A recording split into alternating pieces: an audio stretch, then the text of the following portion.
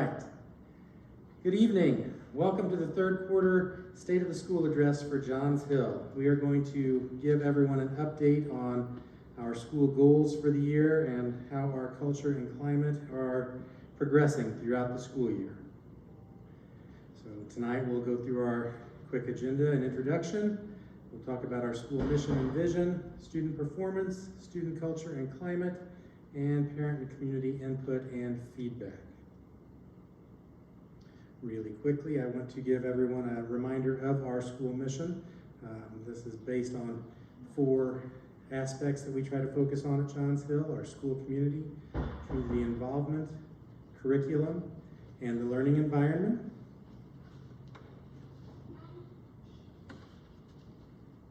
And our mission, JHMS, inspiring students by enhancing academics through multicultural experiences, movement, the visual arts, and performing arts. Now, this year, our school improvement goals we based on both Fast Bridge and yearly attendance. For Fast Bridge, we broke it down into 2 areas, reading and math. Our goal for the middle of the year this year in reading was to have 41.3% of our students be at or above the 50th percentile. This year on our middle of the year test, we ended up with 28.5% of our students at the 50th percentile or higher.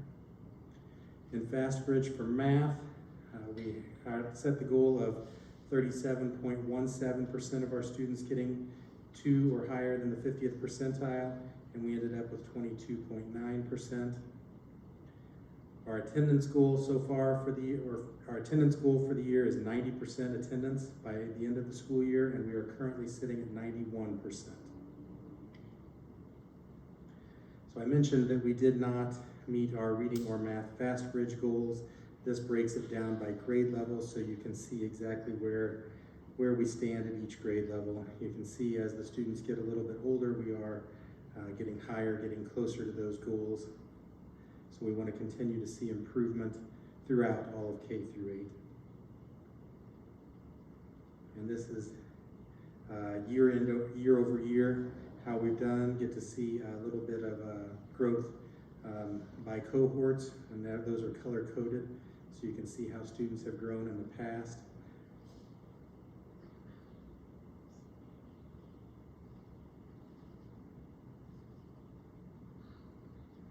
And again, for 2nd through 8th grade, this is also reading cohorts year over year.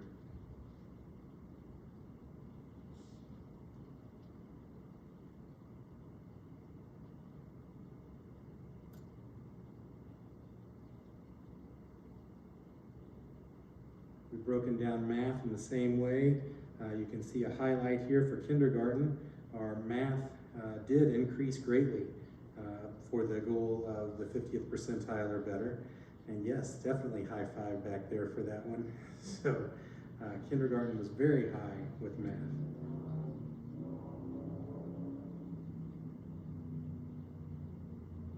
And then our early math data by cohort, so you can see how the students have progressed over time. And this is K1, that's the early math.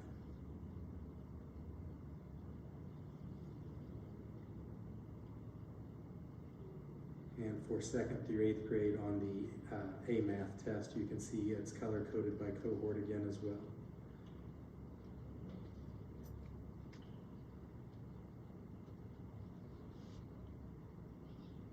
Even though we did not meet our Fast Bridge goals in reading and math, that does not mean that there are not celebrations. Very positive for us. The average score in all of our grade levels increased from fall to winter, and in all but one classroom, it increased in both math and reading. So this is an average, again, by class, how much students grew from fall to winter on both the reading and the math.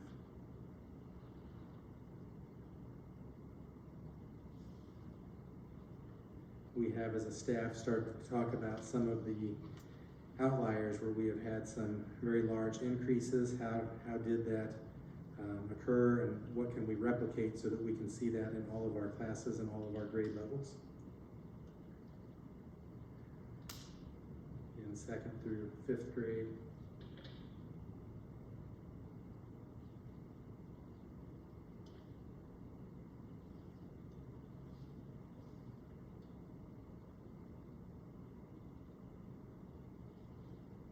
And 5th through 8th grade.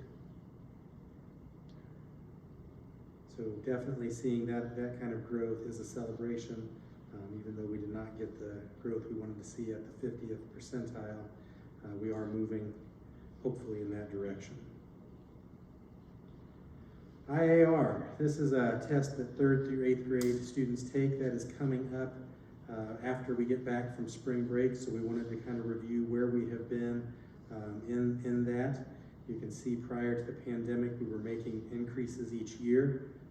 And then last year, during the pandemic, here were our scores by grade level. So this is what we are definitely wanting to improve upon this year when we take that here in a few weeks.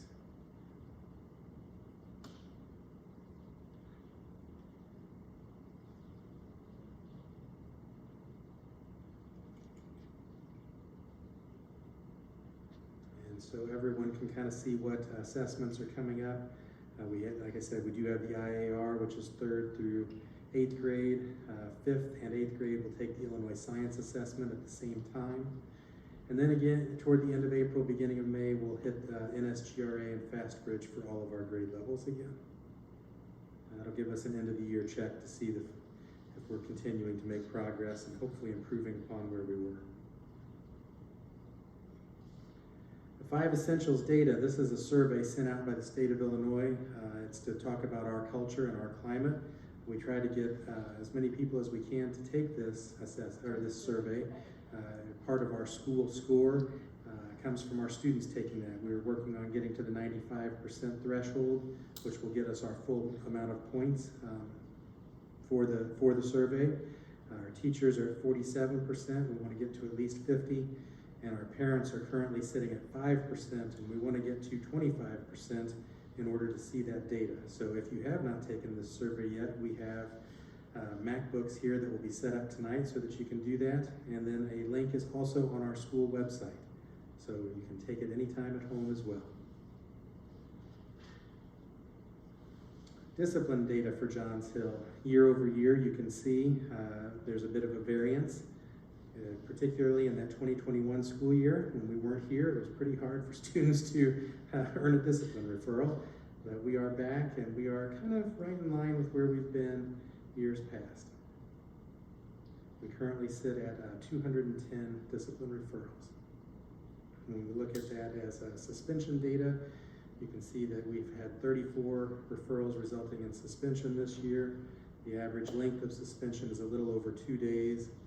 And that comes out to almost, but not quite, 6 suspensions per 100 students. And this is just slightly up from where we were. We were at almost 5 for the total number and about 1.7 or 1.8 average length of suspension. Average daily attendance. Again, we're fighting still a little bit of finishing off the pandemic. We hope to be on the right track with that. Like I said, our goal was 90% attendance, and we're currently at 91. That is slightly down from years past, but with everything that's gone on with the number of people we've had to quarantine, I feel like we're going to be moving up from the 91. We can also see here at the bottom our percent attendance by grade level. Kudos to 6th grade. They are the high score there. A lot of our 6th graders are in attendance each day.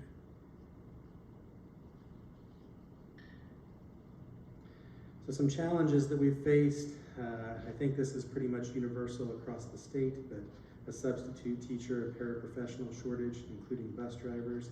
Many of you have probably had route changes in January as the district tried to meet the needs of all of our families. Also, you've seen from our scores, getting students back on track academically, particularly with stamina. I think the shorter days, and you can tell students are getting worn down in the afternoons, and we're working to try to improve on the stamina. Other challenges, addressing student behavior, tardies, and chronic absences. We are moving in the right direction. direction with those. And it's just been kind of a tough year for everyone getting back. Maintaining staff morale and well-being is also a bit of a challenge. And finally, some of the continuing work that they need to finish here as we complete this beautiful building. Some initiatives and programs that we have going here. We have JHMS committees where we ask to have families and community members involved. So these are areas you'll see later when we ask if there's things that you are willing to help out with and get involved in our school. You can be a part of one of these teams or committees. We also have grade level meetings for our teachers each week.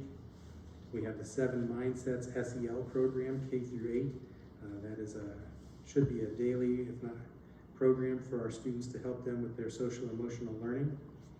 We've done an equity book study for staff. We've also brought in HMH to start training staff and helping us better use our language arts curriculum. Some student highlights.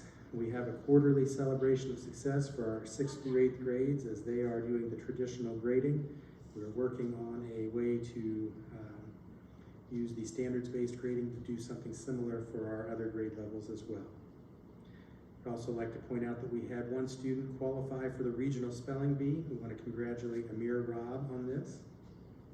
And we also had a very good showing at the City of Decatur Martin Luther King Jr. essay competition. We had 6 students from our school as winners. In 6th grade poetry, Naila Leverson-Whitted. 6th grade artwork, Lena Edrington. 7th and 8th grade essay winner, Shayla Rush. 7th and 8th grade poetry winner, Jacob White. 7th and 8th grade artwork winner, Delaney Malone. And the 7th and 8th grade film winner, Isabella Springer. Film was a new category this year. Day-to-day operations, just to remind everyone, we are a Tier 1 school, and that means we start at 7:40. I know our arrival and dismissal can be a bit hectic, so we're trying our best to get everyone in and going, but 7:40 is our start time, and we dismiss at 2 o'clock. Lunch times, if you're wanting to pick up students for an appointment or things, are listed here as well.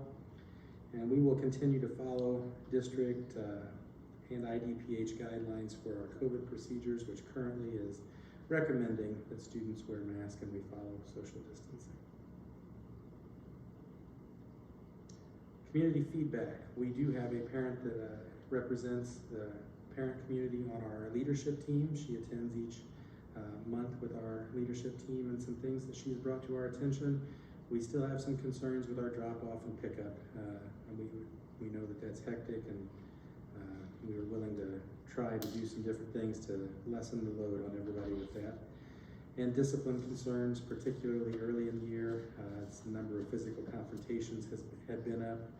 We want to try to make sure that does not replicate itself this spring. And she also said that she thinks everyone is ready for in-person events. So hopefully we can get those going for the spring as well.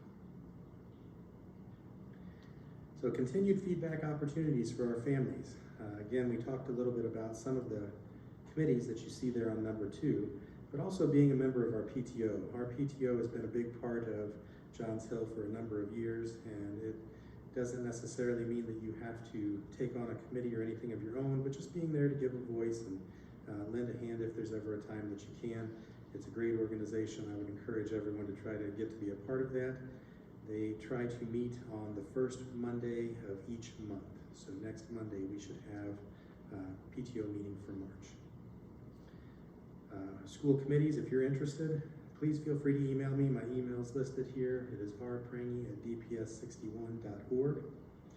And we will do an update like this each quarter, so you can always attend this live in the 4th quarter as well. At this time, are there any questions? All right, thank you. I would also like, if possible, and even if you were watching this at home, use the QR code here, and you can scan this with your phone and do a short 4-question survey about feedback. What other things can we do to help get information out to you? Thank you, and have a great evening.